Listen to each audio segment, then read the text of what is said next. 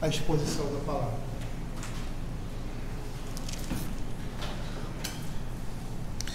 Senhor Deus Pai, te agradecemos, ó Pai, pela oportunidade que temos de ouvir a Tua palavra, mais uma vez, agora nesse dia, que é um dia dedicado e separado ao Senhor.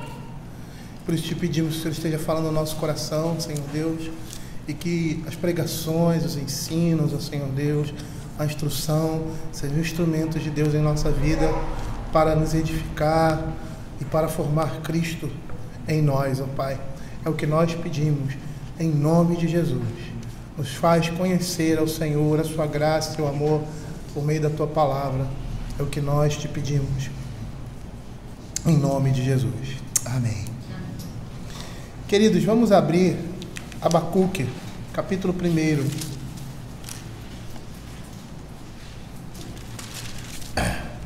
E eu vou fazer a leitura do verso de 1 a 4. E nós vamos nos deter hoje, inicialmente, nesse verso. Uma coisa interessante é que nós podemos falar sobre o livro de Abacuque e pregar sobre ele num dia só, numa única pregação. E de uma certa forma foi isso que nós fizemos ao darmos aquela introdução.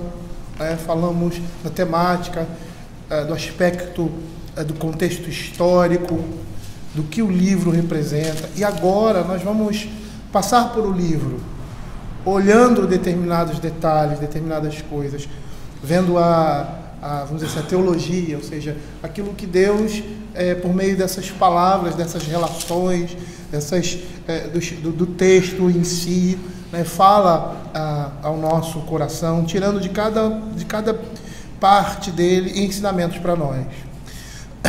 E é interessante porque nós vamos, de uma certa forma, passar por todo o texto e pensar determinados princípios e verdades que estão por trás desse texto. A coisa que nós precisamos entender é que o livro de Abacuque, como eu falei hoje em dia, é um profeta do Velho Testamento.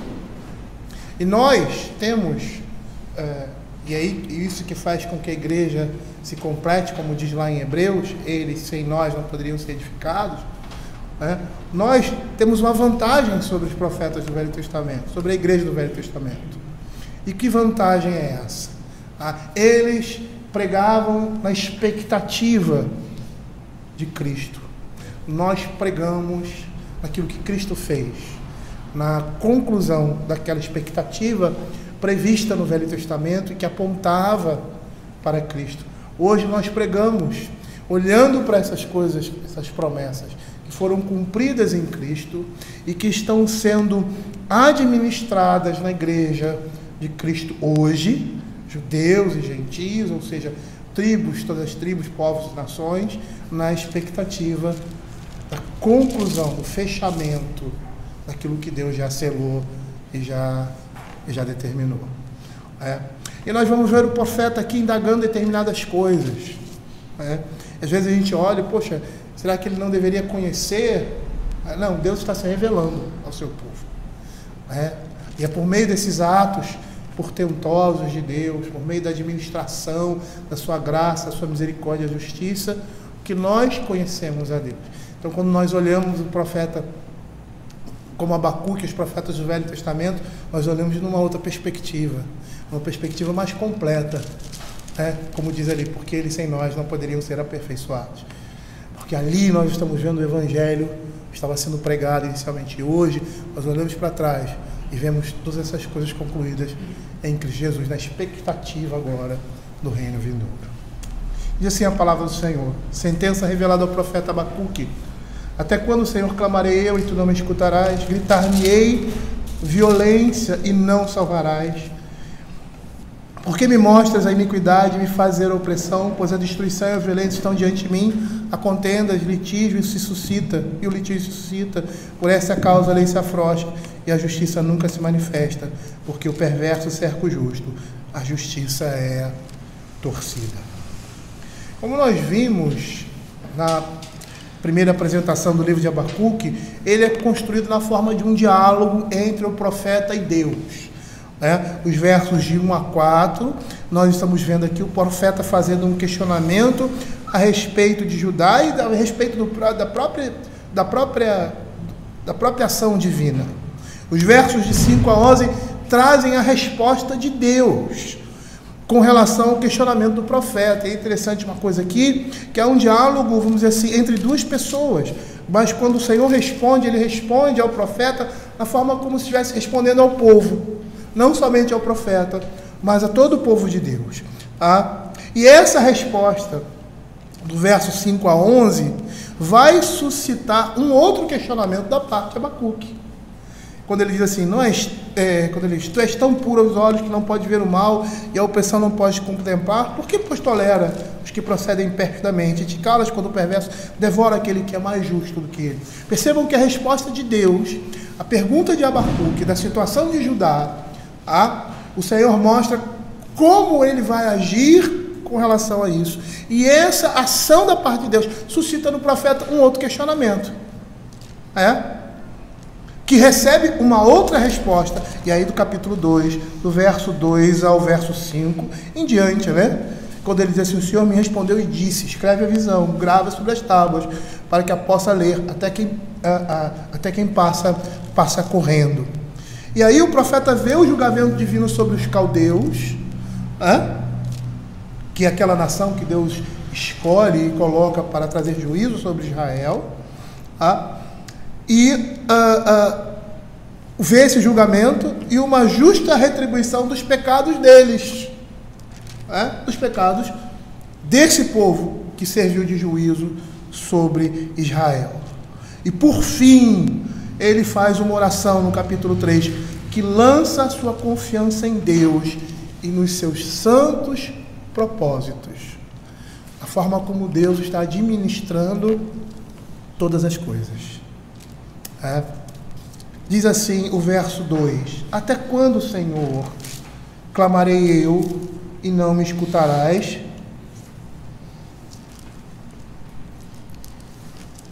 Gritar-te-ei violência e não salvarás. Por que me mostras a iniquidade e me fazes ver a opressão? Pois a destruição e a violência estão diante de mim, há contendas e litígio, a lei e o litígio se suscita, por nesta causa a lei se afrouxa e a justiça nunca se manifesta, porque o perverso cerca o justo, a justiça é torcida. Percebam que o profeta aqui, ele inicia o seu lamento queixando-se diante de Deus da impiedade reinante, sem uma aparente punição. Até quando clamarei eu? Gritarei por violência e não salvarás. E é interessante porque perguntas assim angustiadas são especialmente relevantes quando os clamores a Deus aparentemente não são ouvidos nem respondidos. Lá no Salmo 22, abram o Salmo 22. O Salmo 22 é um salmo messiânico, mas é um salmo também que fala sobre o que Davi estava vivenciando. E aquilo que ele estava vivenciando é tipo do que Cristo iria vivenciar. Ele diz assim, Deus meu, por que me desamparaste?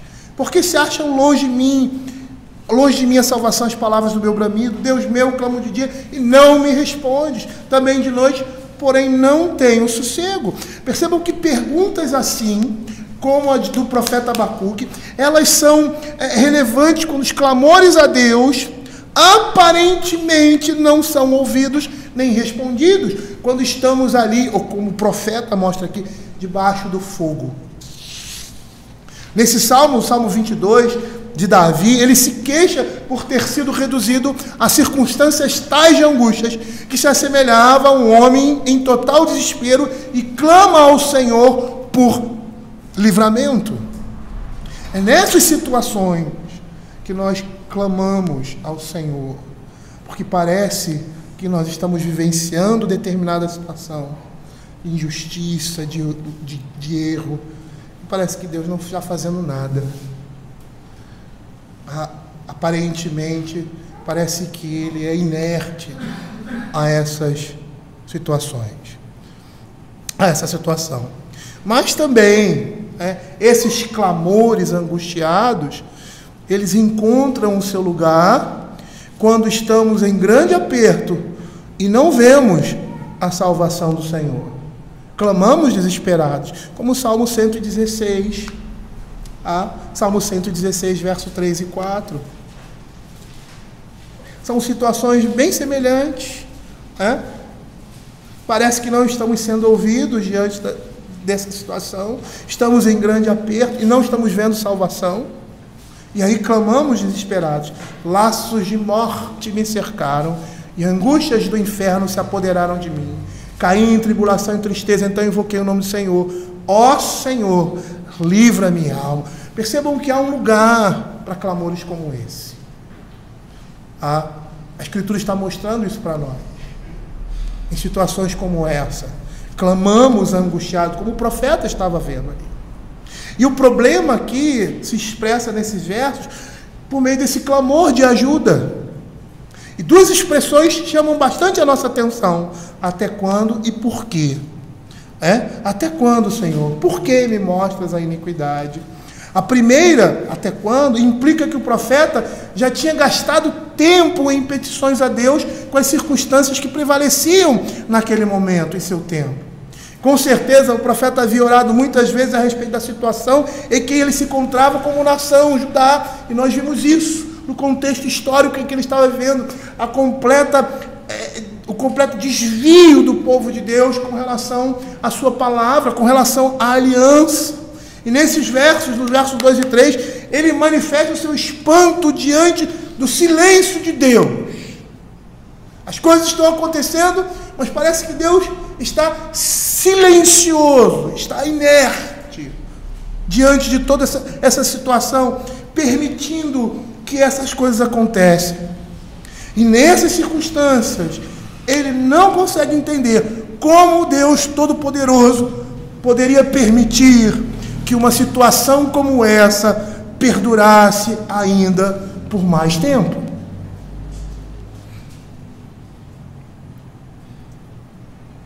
E aí, abrindo um parêntese relativo a isso mesmo, o profeta poderia ter alcançado algum consolo se ele se lembrasse que o próprio Senhor foi o primeiro a clamar da mesma forma.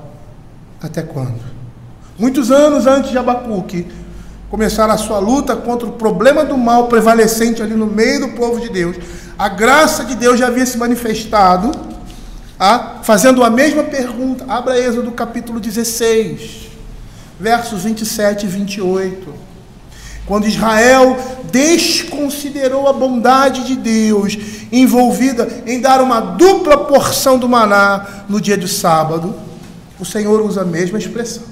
Ele diz assim: até ao sétimo dia saíram alguns do povo para colher, porém não acharam. Então disse o Senhor a Moisés: até quando recusareis guardar os meus mandamentos e as minhas leis? Considerai que o Senhor vos deu o sábado, por isso ele no sexto dia vos dará pão para 2 dias, cada um fique onde está, ninguém saia do seu lugar o sétimo dia. Numa outra circunstância também, eles demonstram essa falta de fé. Lá em Números, abra aí Números capítulo 14, verso 10 e 11, olha o que a palavra de Deus diz. Quando o povo demonstrou a sua incredulidade em aceitar o relato daqueles espias céticos, o Senhor fez a mesma pergunta. Apesar disso, toda a congregação disse que os apedrejassem, porém a glória do Senhor apareceu na tenda da congregação a todos os filhos de Israel. Disse o Senhor: até quando me provocará este povo? Até quando não crerá em mim, a despeito de todos os sinais que fiz no meio dele? Esse clamor demonstra um clamor de piedade do profeta. Demonstra um anseio pela justiça, pela glória de Deus. E embora a própria longanimidade de Deus explique a sua demora em estabelecer a sua justiça, nós falamos sobre isso hoje de manhã, eu falei, preste atenção, que nós vamos citar isso hoje à noite. É a longanimidade de Deus que vai explicar essa demora do Senhor exercer a justiça com relação ao pecado. Não obstante a isso, o Senhor também sofre com o seu povo em sua dor. E aqui nós estamos vendo que a oração é um instrumento que nos é dado por meio do qual todos os fardos do povo de Deus podem ser depositados no Senhor, Como o apóstolo Paulo fala em Filipenses capítulo 4, verso 6, não andeis ansiosos de coisa alguma. Em tudo, porém, sejam conhecidas diante de Deus as vossas petições, pela oração e pela súplica com ações de graça. O profeta estava ansioso por ver aquela situação tão degradante, tão deprimente do povo de Deus ser resolvida. E aí nós vamos olhar e vamos perceber que orações expressando essas perplexidades são aceitáveis diante de Deus, contanto que sejam oferecidas em um contexto de confiança, e não de dúvida, mas de confiança diante do Senhor. E nós precisamos entender que enquanto o ministério da iniquidade estiver em operação, o povo de Deus deverá ansiar fervorosamente por alívio da sua dor. Lá em 2 Tessalonicenses, capítulo 2, verso 7, ele vai falar sobre isso. Ele vai dizer que o ministério da iniquidade já opera, está presente e aguarda um tempo, como nós vemos lá em Apocalipse, que o Espírito Santo, que Deus vai entregar na mão desses homens, vai impedir o seu avanço. Como nós vemos lá em Apocalipse, que nós estudamos aqui na igreja, né? Que o Senhor vai entregar os santos na mão dele, nas mãos dos seus inimigos, como fez lá no Velho Testamento. E isso para que o povo de Deus possa dar testemunho da sua fé. Até mesmo os santos nos céus são representados como ansiando por essa justiça, por essa justa retribuição que deve cair sobre o perverso, que vai cair sobre o perverso, e eles clamam em alta voz: até quando? Abra Apocalipse capítulo 6, verso 10. Olha o que a palavra de Deus diz.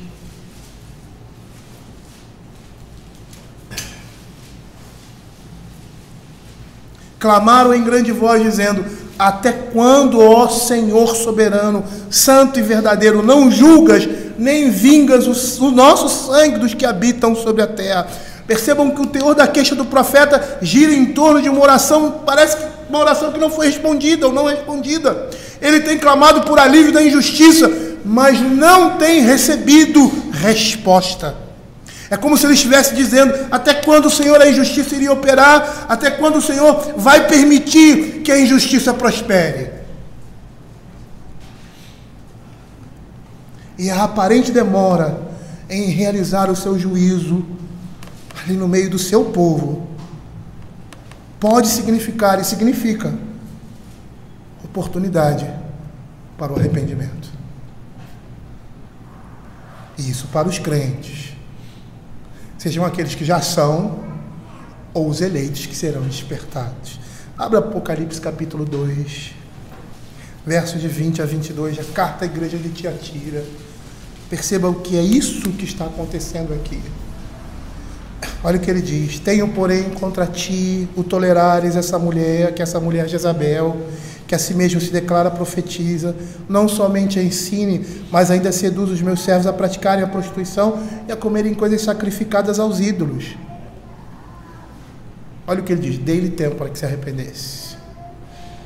E que tempo é esse que o Senhor deu?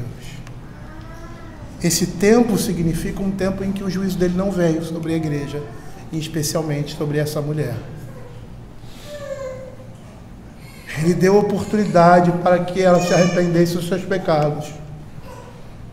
E ela estava praticando essas coisas. Ela, todavia, não quer arrepender-se da sua prostituição.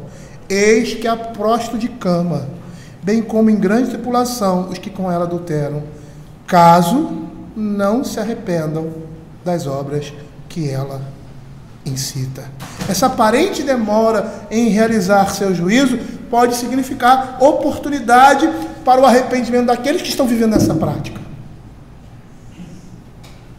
A falta de juízo iminente demonstra isso também.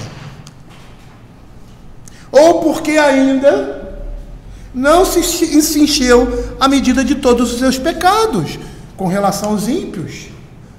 Abra Gênesis capítulo 15, verso 16. É isso que Deus falou a Abraão, contando a história do seu povo, antes do seu povo ser uma grande nação. Aí ele diz assim: na quarta geração tornarão para aqui, porque não se encheu a medida da iniquidade dos amorreus. E percebam que nessa vamos dizer assim, nessa narrativa em que Deus conta, uma narrativa futura, né? Narrativa é sempre no passado, mas aqui a narrativa é do futuro.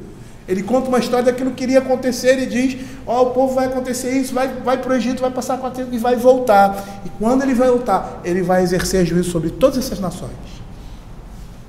E por que esse tempo todo? Porque o pecado desse povo ainda não encheu a medida do cálice da ira de Deus. O Senhor está sendo paciente e longânimo com esses homens, porque o seu pecado ainda não chegou ao limite de Deus derramar o seu cálice. O questionamento de Abacuque é um questionamento piedoso, apesar de não conseguir ver com clareza os propósitos de Deus com tudo isso. E uma revisão da história pregressa, em parte, vai explicar as perplexidades das circunstâncias que ele, Abacuque, estava vivendo, os profetas ali no Velho Testamento, como Isaías, como ele, e outros profetas do seu, vamos dizer assim, contemporâneos, vamos dizer assim, porque mesmo que não tenham vivido na mesma época, Jeremias e Abacuque viviam na mesma época, profetizaram na mesma época, mas eram praticamente contemporâneos, eram um atrás do outro. Diferença de 100 anos de uma geração ou de outra. E essa história pregressa vai explicar.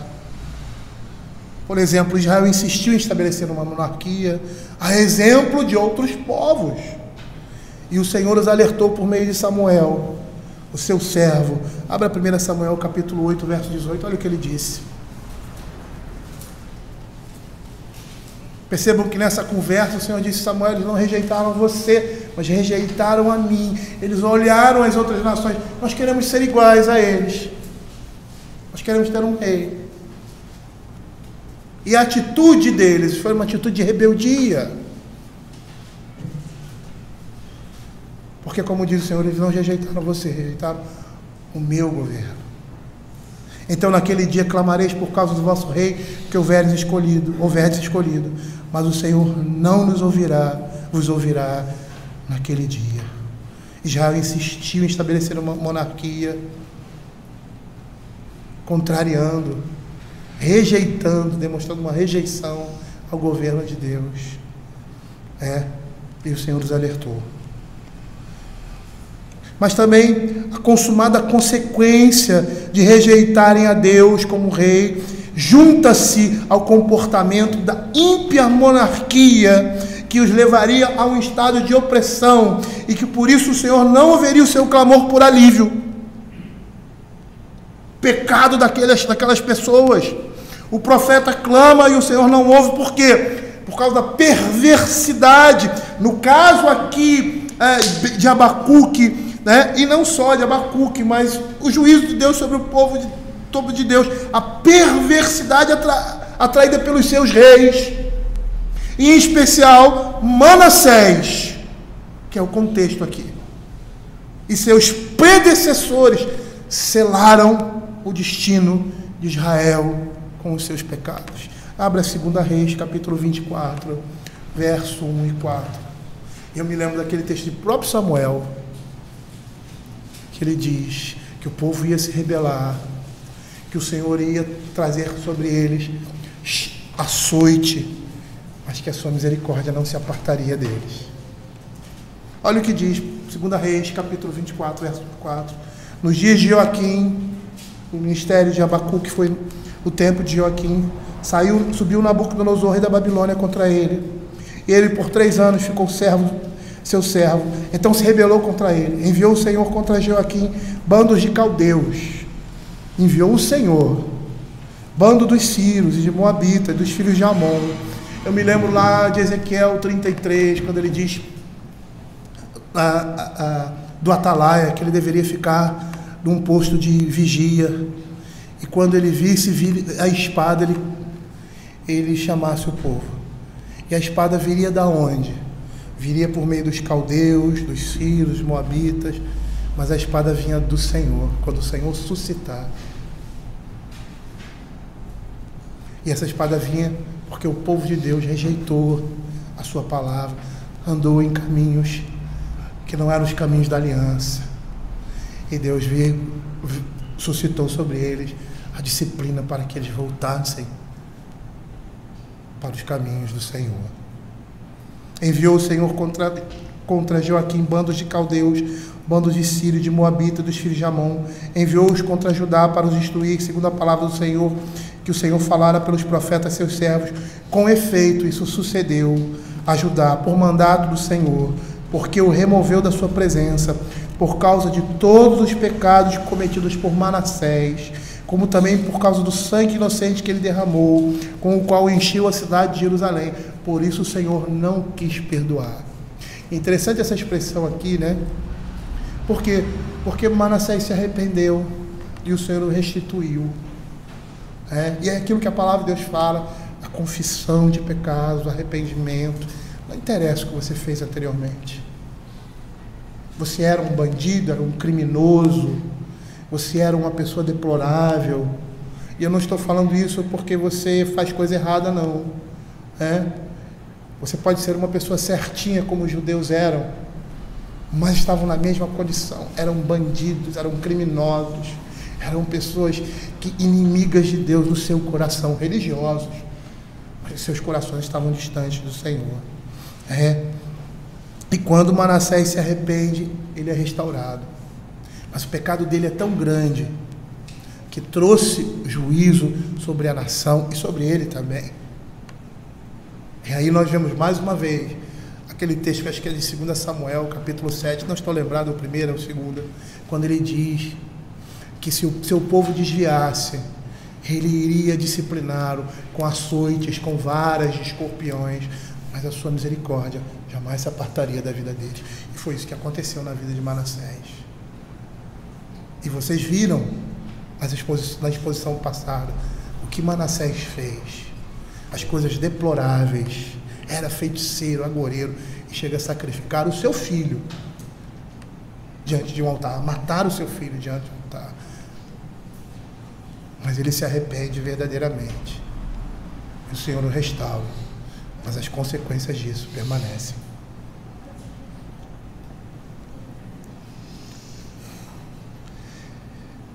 Então a gente percebe, dentro dessa história pregressa, o pecado de Israel, estabelecer uma monarquia, rejeitando o Senhor, comportamento ímpio dessa monarquia que leva a um estado de opressão. E aí vemos o profeta clamando, porque a perversidade que Manassés e seus predecessores trouxeram sobre Israel haviam selado o seu destino. Em situações como essa, nós vemos também que eles foram entregues a si mesmos por causa dos seus pecados. E por causa disso sofrem abusos intermináveis. A situação que se apresenta aqui, que o profeta clama, é fruto disso tudo. E a própria atitude, o próprio comportamento da nação, o próprio distanciamento de Deus, é Deus entregando as pessoas aos seus próprios pecados, como um juízo sobre os seus pecados. E essa é uma das maneiras de Deus aplicar o seu juízo, porque o pecado leva à morte, a injustiça, o logro leva à destruição, a própria destruição do indivíduo. Lembra o que nós falamos aqui em Provérbios? Os homens intentam o mal contra o próximo, ou contra o próprio Deus na pessoa do próximo. Acham que estão levando vantagem, mas estão trazendo o quê? Morte sobre si, destruição nesse mundo e principalmente no mundo por vir. Porque é esse o preço do pecado, é esse o preço da injustiça. E a própria condição deplorável do povo mostrava o juízo de Deus. Deus exercendo o seu juízo, deixando o seu povo nessa situação. E é isso que Romanos capítulo 1, verso 28 vai nos mostrar. Quando ele diz assim: e por haverem desprezado o conhecimento de Deus, o próprio Deus nos entregou a uma disposição mental reprovável. Essa expressão se repete no capítulo 1 várias vezes. A situação deprimente do homem, a situação deprimente da nação de Israel, do povo de Deus, era a ação de Deus, ou seja, era o juízo de Deus. O próprio pecado deles representava o juízo de Deus, porque eles desprezaram esse conhecimento. A situação de Judá era consequência da sua própria apostasia e representava a punição da aliança de Deus com o seu povo. Olha o que Deuteronômio capítulo 24, as maldições da lei, versos de 24 a 28 apresentam para nós. Deuteronômio 29, 24 a 28. Olha o que diz a palavra do Senhor. Isto é, todas as nações dirão: por que fez o Senhor assim com esta terra? Qual foi a causa do furor de tamanha ira? Então se dirá: porque desprezaram a aliança que o Senhor Deus de seus pais fez com eles, quando os tirou do Egito. E se foram e serviram outros deuses, e os adoraram, deuses que não conheceram, e que eles não lhe haviam designado. Pela caída do Senhor se acendeu contra essa terra, trazendo sobre ela toda a maldição que está escrita neste livro.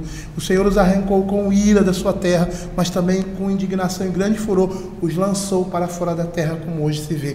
Isso já havia acontecido com Israel, ou seja, Samaria. As tribos se dividiram, 10 de uma parte e 2,5, 10,5 de uma parte, 2,5 de outra. Eram 11 tribos. É uma matemática meio complicada, né?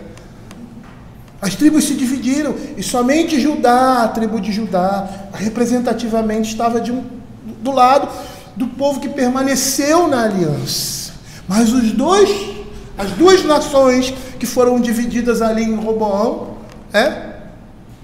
eram o povo de Deus. Capital Samaria, capital Jerusalém. E na época em que Abacuque lança a sua profecia e exerce seu ministério, Israel já tinha sido levado para a Síria, já tinha sido dizimado. Samaria agora era um lugar onde os assírios mandaram pessoas para habitar ali. Por isso que os samaritanos eram inimigos dos judeus, porque eram um povo misturado ali, e essa mistura se dá ali. E não só isso, mas a Síria já havia sido também destruída, recebeu o juízo dos seus pecados e da sua influência nefasta na vida do povo de Deus por meio da Babilônia.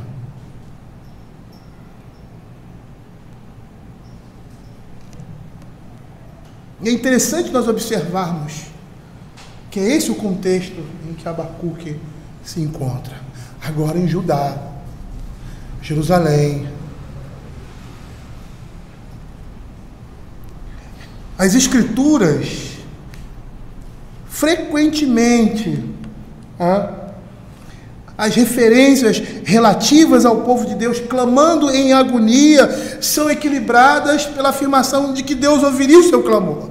Geralmente é isso que nós vemos aqui na Escritura. Abra aí Gênesis capítulo 2, versos 23 e 24. Mas parece que no decorrer do livro, parece que Abacuque está clamando e ele não está ouvindo a resposta. Diferente de tudo aquilo que já tinha acontecido. Decorrido muitos dias, morreu o rei do Egito. Os filhos de Israel gemiam sob a servidão e por causa dela clamaram ao Senhor, e o seu clamor subiu a Deus. Ouvindo Deus o seu gemido, lembrou-se da aliança com Abraão, com Isaque e Jacó, e viu Deus os filhos de Israel e atentou para a sua condição. Abra Juízes capítulo 3, verso 9. Outra vez, o povo clamando e o Senhor dando a resposta, respondendo positivamente, vamos dizer assim, ao clamor do povo. Juízes capítulo 3, verso 9. Diz assim: clamaram ao Senhor os filhos de Israel, e o Senhor lhes suscitou um libertador, que os libertou, Otiniel, filho de Kenaz, que era irmão de Caleb, e mais novo do que ele. E se nós formos perceber lá nos versos 7 e 8 do capítulo 3 de Juízes, os motivos do sofrimento que gerou o clamor ali no povo era o mesmo de Abacuque. Idolatria no meio do povo. Olha o que diz: os filhos de Israel fizeram o que era mal perante o Senhor e se esqueceram do seu Deus e renderam culto aos balins e ao poste ídolo. Então a ira do Senhor se acendeu contra Israel e ele os entregou nas mãos de Cusã-Risataim, rei da Mesopotâmia. E os filhos de Israel serviram a Risataim 8 anos e aí clamaram ao Senhor e o Senhor ouviu. Abre Isaías capítulo 58, verso 9. Olha o que Isaías está dizendo. Isaías era um profeta, vamos dizer assim, próximo a Abacuque, anterior a Abacuque, as 3 gerações, eu acho, antes de Abacuque. E olha o que ele diz: então clamarás do Senhor, que responderá, gritarás por socorro, e ele dirá: eis-me aqui. Se tirares do meio de ti o jugo, o dedo que ameaça, o falar injurioso. Percebam que nesse contexto, essa perspectiva de o Senhor, nós estamos clamando, eu estou clamando, teu povo está clamando pelas injustiças que o próprio povo de Deus estava exercendo na vida dos seus irmãos, e o Senhor não responde. Eu estou vendo tudo isso, violência, e não vejo salvação. Eu vejo iniquidade, opressão, litígio, contenda. Senhor, e parece que Deus não está respondendo, mas a situação deles era decorrente do seu próprio pecado, e era a resposta de Deus ao pecado deles. Mas também nós vemos indícios aqui, estamos vendo que eles clamam ao Senhor e o Senhor não responde, mas também nós vemos indícios na palavra de Deus de que o pecado do povo de Deus pode levar o Senhor a não responder prontamente com livramento quando clamam. E parece que esse é o caso aqui. Abra Isaías capítulo 59, verso 1 e 2. O profeta está acostumado de ouvir o clamor do povo de Deus, e o Senhor ouve. E agora, essas coisas estão se perdurando, tendo uma continuidade muito grande. O povo está clamando, os profetas clamam, mas nada acontece. Pelo contrário, as coisas pioram. Pode ser que para Abacuque essas coisas estejam meio ofuscadas, mas para nós, que estamos aqui, olhando para trás, nós temos essas respostas, que Abacuque vai obtê-las mais adiante. Olha o que diz Isaías capítulo 59, verso 1 e 2. Eis que a mão do Senhor não está encolhida para não poder salvar, nem surdo o seu ouvido para não poder ouvir, mas as vossas iniquidades fazem separação entre vós e o vosso Deus. É Isaías. Isaías é um profeta de Judá e Jerusalém. É um profeta da mesma, vamos dizer assim, do mesmo grupo de Abacuque, porque temos profetas que profetizaram em Judá e outros profetas que profetizaram em Israel. E esse grupo de profetas, Isaías, Abacuque, são profetas que profetizaram em Judá. Essa é a circunstância que o povo estava vivendo. Essa era o modus operandi do povo. E aí o profeta Isaías diz: mas as vossas iniquidades fazem separação entre vós e o vosso Deus, e os vossos pecados encobrem o seu rosto, para que não vos ouça, porque as vossas mãos estão contaminadas de sangue, e os vossos dedos de iniquidade, os vossos lábios falam mentira, e a vossa língua profere maldade.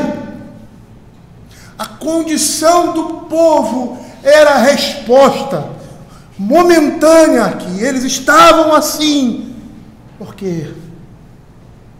Por causa dos seus pecados. E é interessante porque lá em Juízes, abram Juízes capítulo 6, versos 7 a 10. Aqui há um sinal de livramento, mas percebam que esse sinal de livramento vem depois que o Senhor os força a recordar o seu pecado. Foi o texto que nós lemos. Assim, Israel ficou muito debilitado, Juízes capítulo 6, 7 a 10, com a presença dos midianitas. Então os filhos de Israel clamaram ao Senhor.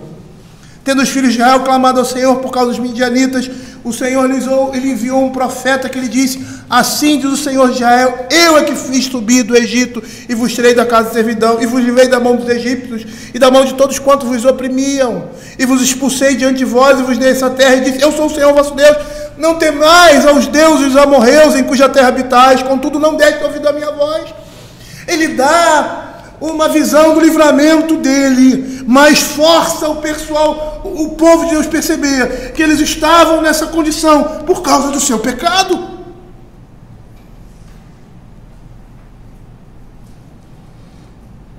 E era isso que estava acontecendo aqui, no meio do povo de Deus ali, no ministério de Abacuque. Abra o Salmo 22, verso 7.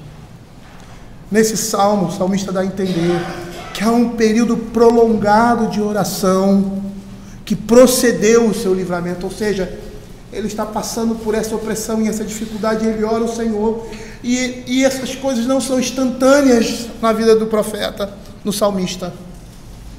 Houve um prolongamento do seu sofrimento, até que o livramento fosse dado. Olha o que ele diz: todos os que me veem zombam de mim, afrouxam os lábios e meneiam a cabeça. Confiou no Senhor, livre-o. Ele, salve-o, pois nele tem prazer.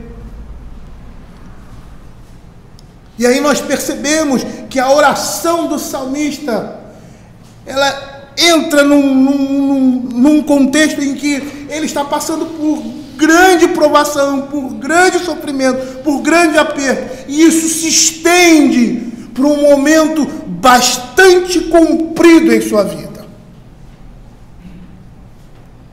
Jó também, lá em Jó capítulo 19, verso 7, ele se admira da falta da resposta da parte de Deus ao seu clamor. Da mesma forma que o profeta Abacuque, ele diz assim: eis que clamo violência, mas não sou ouvido, grito socorro, porém não há justiça. E a resposta a essas coisas, somente a sabedoria de Deus pode dar. A essa indagação reconhecidamente perplexa da oração por livramento, que parece aparentemente sem atenção à resposta. É a sabedoria divina quem conduz essas coisas.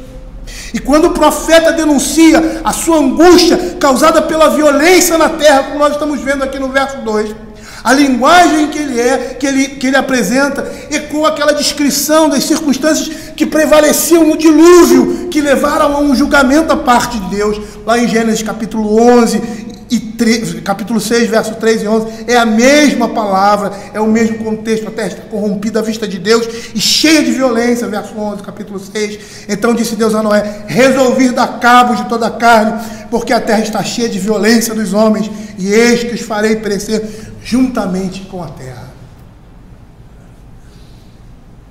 Mas a situação do profeta aqui é uma situação ímpar. Por quê? Porque os instigadores da violência são aqueles que compõem o povo de Deus. E uma vez que eles violaram as estipulações da aliança, eles terão de sofrer as punições previstas, sancionadas centenas de anos atrás. É interessante nós percebermos que a salvação é individual, mas Deus lida com o seu povo não como indivíduo, mas como povo. Lá em Deuteronômio capítulo 28, 29, olha que a palavra de Deus diz: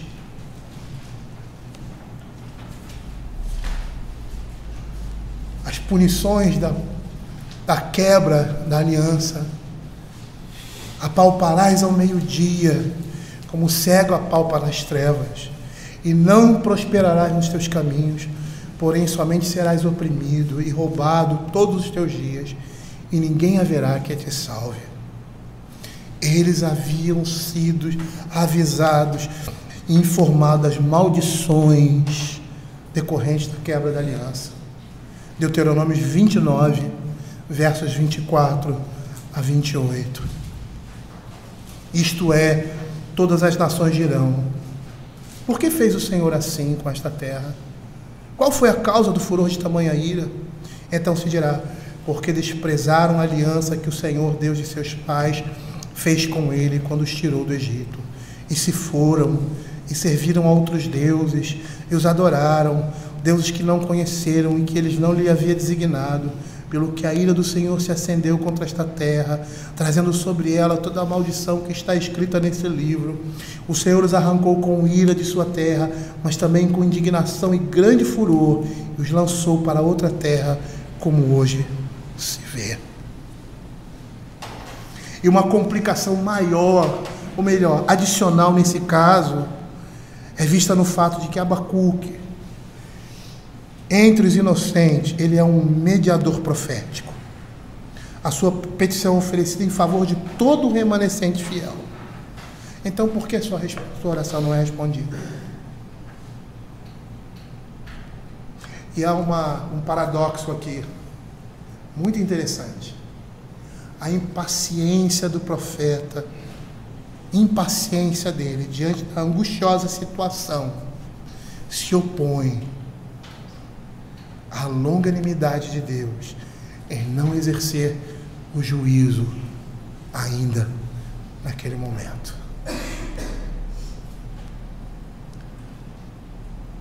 É essa longanimidade que salva. É essa longanimidade que dá oportunidade ao perverso de se converter. É lógico que essa longanimidade vem por meio dos profetas. Quantos clamaram contra o pecado? Quantos falaram contra o pecado? E o juízo de Deus não veio. Foi retardado por causa dessa paciência, longanimidade, o refrear da ira de Deus sobre o seu povo.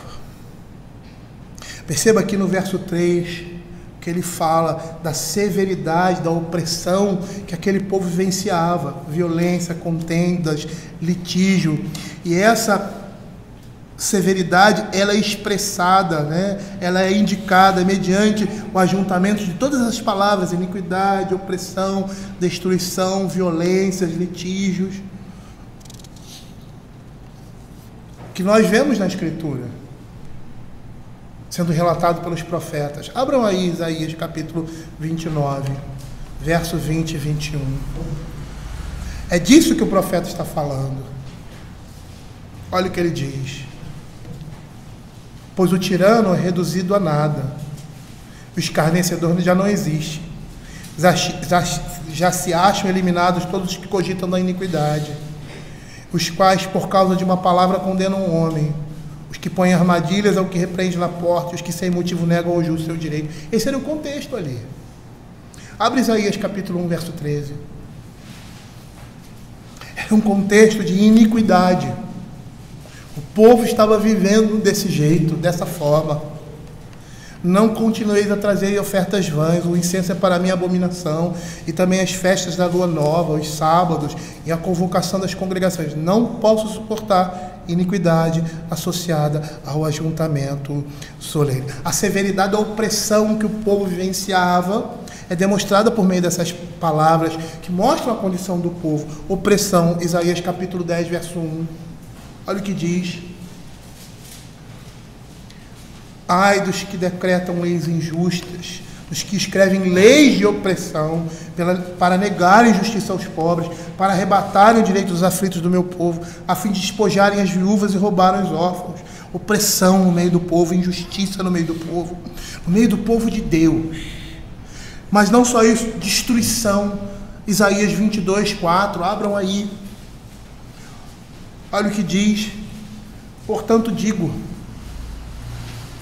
Desviai de minha vista e chorarei amargamente. Não insistais por causa da ruína da filha do meu povo. Destruição no meio do povo. O próprio Abacuque, no capítulo 2, verso 17, ele vai dizer: porque a violência contra o líbano te cobrirá, e a destruição que fizeres dos animais ferozes te assombrará, por causa do sangue dos homens, da violência contra a terra, contra a cidade e contra todos os seus moradores. Esse era o contexto ali de Israel, destruição, contendas também. Abacuque capítulo 1, verso 3, quando ele vai dizer aqui, porque me mostra iniquidade, me faz ver a opressão, pois a destruição e a violência estão diante de mim, e há contendas, litígios por toda a parte.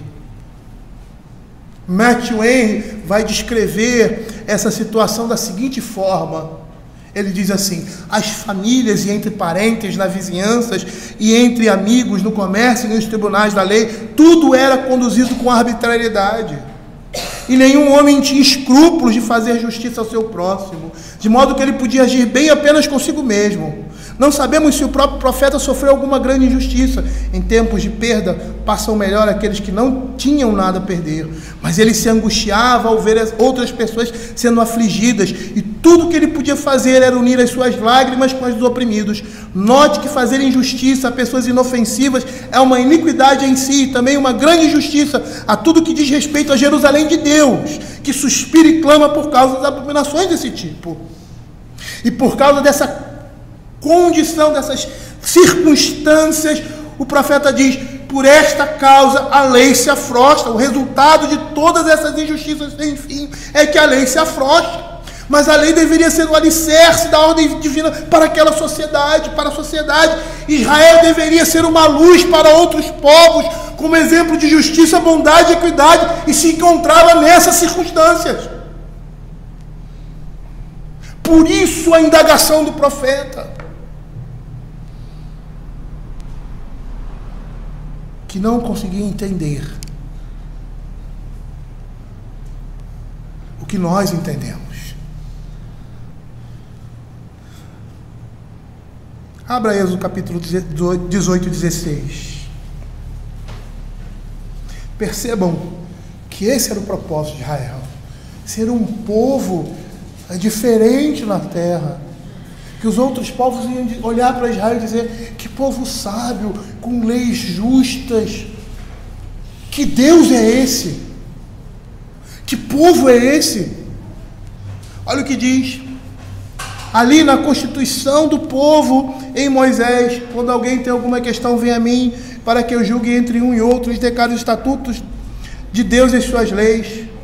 E a conversa que ele tem com o seu sogro: ensina-lhes os estatutos e as leis, e faz-lhes saber o caminho em que devem andar e a obra que devem fazer. Olha o verso 20, esse é o verso 20. Ensina-lhes os estatutos e as leis, e faz-lhes saber o caminho em que devem andar e a obra que devem fazer. Abra aí Isaías capítulo 2, 3. Quando ele fala, e aí esse texto é um texto escatológico também, mas esse era o propósito de Israel. Irão muitas nações e dirão: vinde, subamos ao monte do Senhor e à casa dos Deus de Jacó, para que nos ensine os seus caminhos e andemos pelas suas veredas, porque de Sião sairá a lei, e a palavra do Senhor de Jerusalém era de lá. Mas a lei ali estava se afrouxando. O resultado de todas as injustiças sem fim e do pecado do povo que deveria ser luz, e estava andando em trevas. Essa era a consequência, isso que Abacuque está vendo ali, e clama ao Senhor: Senhor, essa situação vai permanecer até quando? E para o profeta parece que Deus estava inerte e não estava agindo, e a própria situação do povo já era ação de Deus e resposta aos seus próprios pecados. Olha o que Jeremias capítulo 32, verso 23 vai dizer.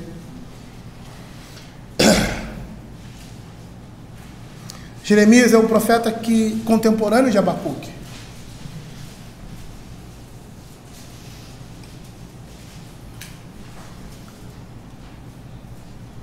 Entraram nela e tomaram posse, mas não obedeceram a tua voz, nem andaram na tua lei. De tudo que lhe mandaste que fizesse, nada fizeram, pelo que trouxeste sobre eles todo este mal. É interessante nós olharmos no contexto de Israel, né?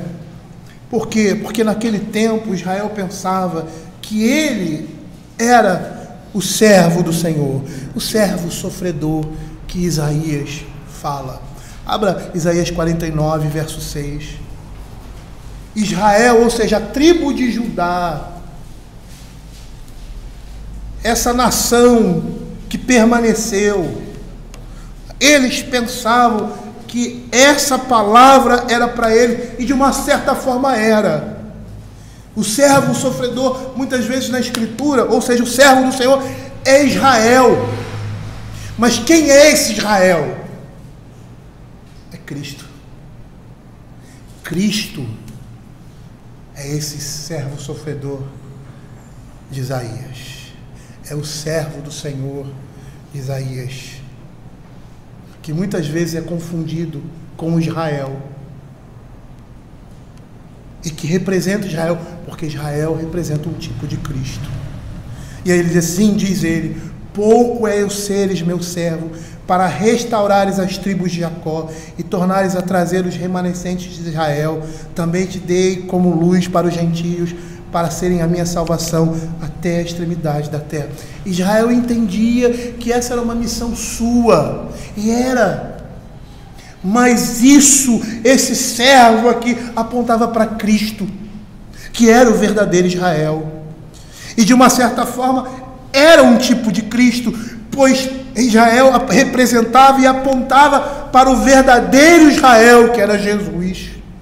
E lá em Lucas, capítulo 2, verso 29 a 32, nós vemos aquele homem que aguardava ali em Simeão a restauração do reino de Deus, do povo de Deus, entendendo que essas promessas estavam em Cristo. Olha o que ele diz: agora, Senhor, pode despedir em paz o teu servo, segundo a tua palavra, porque os meus olhos já viram a tua salvação, a qual preparaste diante de todos os povos, luz para a revelação de gentios e para a glória do teu povo Israel. Esse povo deveria representar isso. Era um tipo de Cristo, porque era luz para os gentios. Era um tipo de Cristo, porque era servo do Senhor, e que apontava como povo de Israel para o verdadeiro Israel, que era Jesus. E todos aqueles que estão em Cristo estão no povo de Deus, são inseridos nesse povo, e eles deveriam representar essa luz. Mas o resultado era a ausência de justiça em Israel, bem como a distorção dessa justiça. Por isso Isaías, no seu primeiro capítulo, verso 1:17, ele diz assim: aprender a fazer o bem, atender a justiça, repreender o opressor, defender o direito do órfão, pleitear a causa das viúvas. Eles deveriam ser um exemplo em todas as nações, deveriam ser luz para os gentios. E Miqueias também, falando ao povo, também um profeta ali de Israel, de Judá, ele diz assim: te declarou o homem que é bom, e o que o Senhor pede de ti? Que pratiques a justiça, ames a misericórdia e andes humildemente com teu Deus. Era um povo que praticava a justiça, que deveria representar a luz do Evangelho de Cristo, a justiça entre as nações. Mas dentro do povo de Deus, do povo da antiga aliança, os justos estavam sendo destratados pelos perversos que os cercavam. Essas pessoas eram rebeldes e perversas, e não temiam a Deus, mas faziam parte do povo de Deus. E a posse da lei não estava sendo de valia alguma para o povo de Deus. A sua sensibilidade ao direito, à justiça, tinha sido sufocada pelos seus pecados. E aí, nessa situação, o perverso era mais numeroso que o justo, e o cercava, impondo sua própria vontade sobre o povo. A justiça não era exercida, pelo contrário, era pervertida. E a pior coisa que uma pessoa poderia fazer, uma pessoa justa, era apelar para o tribunal ali da terra daqueles homens, a fim de julgar a sua causa, porque com toda a razão a decisão seria contra tal pessoa, contra a justiça. E Abacuque via uma situação em que a justiça caminhava sem restrições, bem como as forças da justiça enfrentavam a oposição. Mas isso não estava ao léu. Deus não estava apático. Ou a injustiça estava caminhando sem restrições. O Senhor estava administrando todas as coisas. É interessante que quando a gente lê a história do povo de Israel, a gente olha para no nosso tempo, para a situação em que o mundo se encontra, para o nosso país. Mas percebam que o nosso país, essas pessoas que vivem dessa forma, elas não têm nenhum compromisso com Deus. Não têm nenhum compromisso com Deus. E estão, como nós vamos ver mais adiante, trazendo juízo sobre si, tesourando juízo sobre si. Mas a igreja no Velho Testamento, como a igreja hoje, deveria ser luz para eles. E a igreja não estava sendo. Não era isso que estava acontecendo. Matthew Henry faz um comentário interessante sobre isso. Diz assim: não devemos achar estranho se a impiedade tiver a permissão de prevalecer e prosperar por muito tempo. Deus tem motivos, e temos a certeza de que são bons motivos, tanto para o adiamento temporário da pena dos homens maus, como para a repreensão dos homens bons. Portanto, embora pleiteemos com Ele e humildemente protestemos a respeito dos seus juízos, devemos dizer: Ele é sábio e justo e bom em tudo. E devemos crer que virá o dia, embora seja adiado por muito tempo, em que o clamor pelo pecado será ouvido contra aqueles que cometerem injustiças, e o clamor da oração será ouvido a favor daqueles que sofrem. Eu gostaria de finalizar, queridos, falando algumas coisas. Abacuque entendia que a justiça não podia prevalecer por muito tempo e clama pelo juízo divino. Mas em um mundo onde o pecado habita, a injustiça pode reinar por um tempo, mas a justiça tende a prevalecer, porque Deus está sentado soberanamente sobre toda a terra e governa esse mundo. E é isso que ele vai dizer lá para Abacuque, no capítulo 2, verso 20. O Senhor, porém, está no seu tanto tempo, cale-se diante dele toda a terra. É como se ele estivesse dizendo: eu estou governando. Cale-se diante do governo de Deus toda a terra, e também o profeta. O silêncio de Deus diante das injustiças desse mundo não significa que ele está indiferente, mas pode significar sua própria reprovação, lançando o homem em seu próprio pecado para a sua destruição, como nós já vimos. A aparente demora em trazer juízo pode representar a sua longanimidade para com o perverso, para que se arrependa e busque ao Senhor. É o que a palavra de Deus vai dizer em Ezequiel capítulo 18, verso 32, abram aí. Porque não tenho prazer na morte de ninguém, Senhor, portanto, convertei-vos e vivei. Ezequiel 33, 11, abra aí. Disse-lhes: tão certo como eu vivo, diz o Senhor Deus, não tenho prazer na morte do perverso, mas em que o perverso se converta do seu caminho e viva. Convertei-vos dos vossos caminhos, porque a vez de morrer, ó casa de Israel. A aparente demora em trazer juízo pode representar a longanimidade de Deus para com o perverso. Como o próprio Pedro vai dizer na segunda epístola, no capítulo 3, verso 9, como nós lemos hoje aqui: não retarda o Senhor a sua promessa, como alguns a julgam demorada. Pelo contrário, é nesse contexto que ele fala que um dia é com 1000 anos para Deus. Pelo contrário, ele é longânimo, ele é paciente, ele refreia sua ira para convosco, não querendo que nenhum pereça, senão que todos cheguem ao arrependimento. E que todos são os eleitos, é lógico, aqueles que Deus escolheu. Porque se o juízo vem hoje,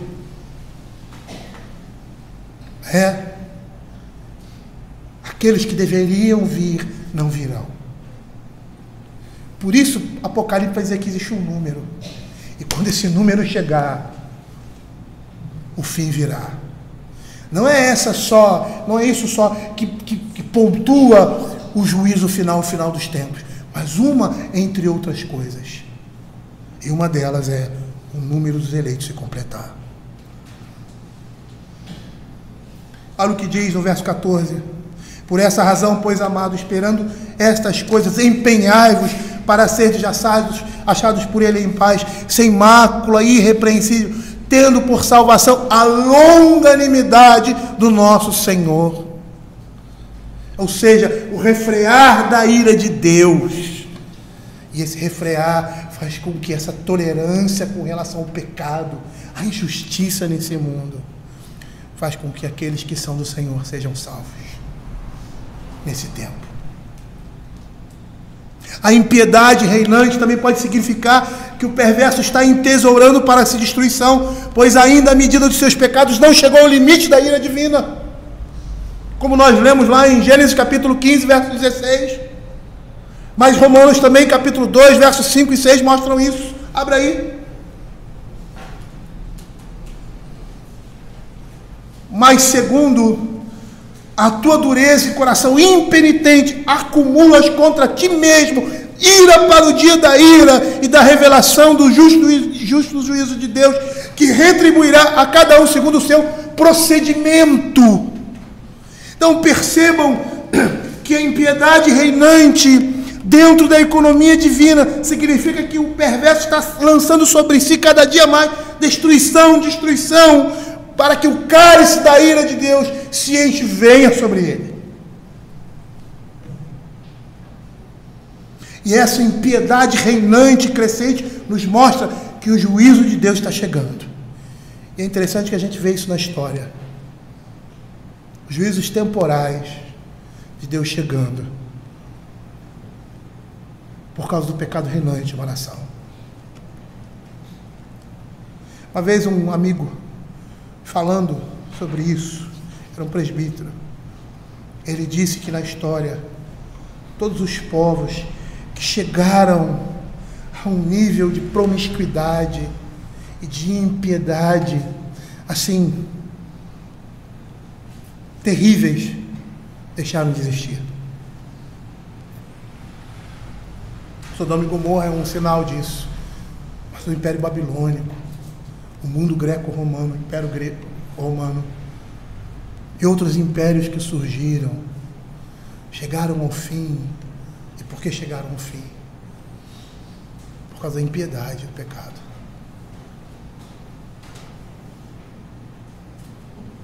Abra 2 Tessalonicenses capítulo 2, verso 11 e 12.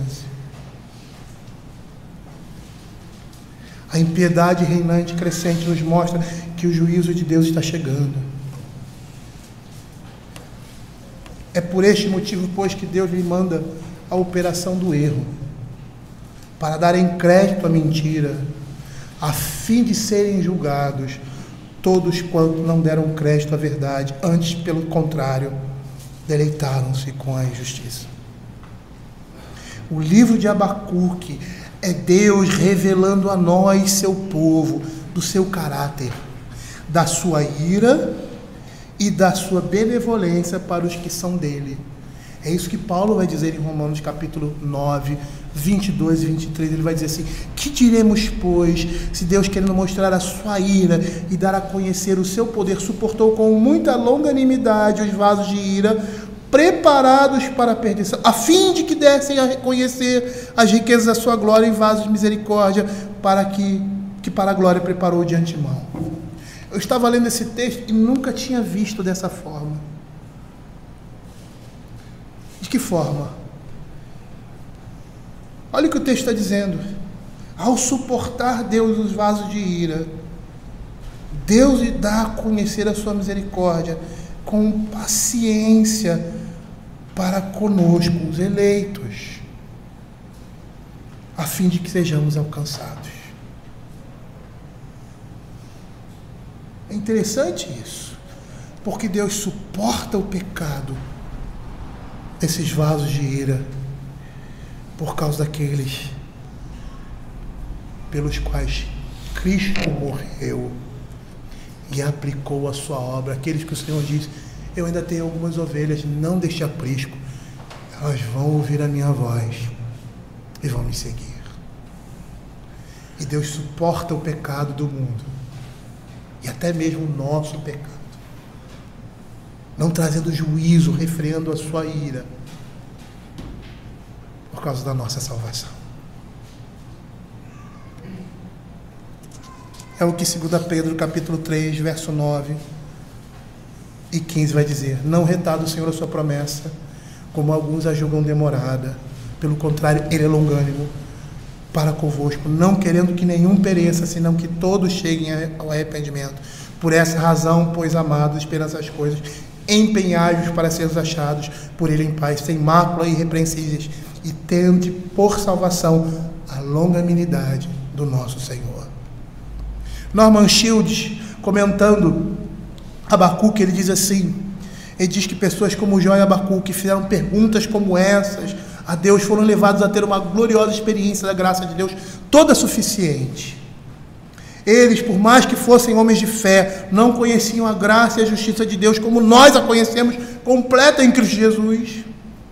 E quando nossos questionamentos são oferecidos em oração a Deus, em um contexto de confiança, nós vamos obter respostas da parte de Deus, de forma que teremos a mesma atitude de Abacuque e de muitos outros santos. Vamos adorar a Deus pela sua majestade, pela sua sabedoria, pela sua longanimidade, pela sua paciência para conosco, confiando nele sempre, em qualquer situação, até mesmo diante da morte.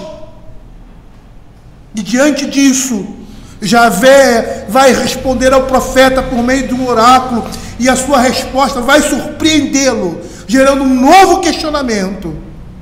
Abacuque está conhecendo a Deus, bem como Israel, com todo esse mal que lhe sobreveio, como aconteceu com Jó.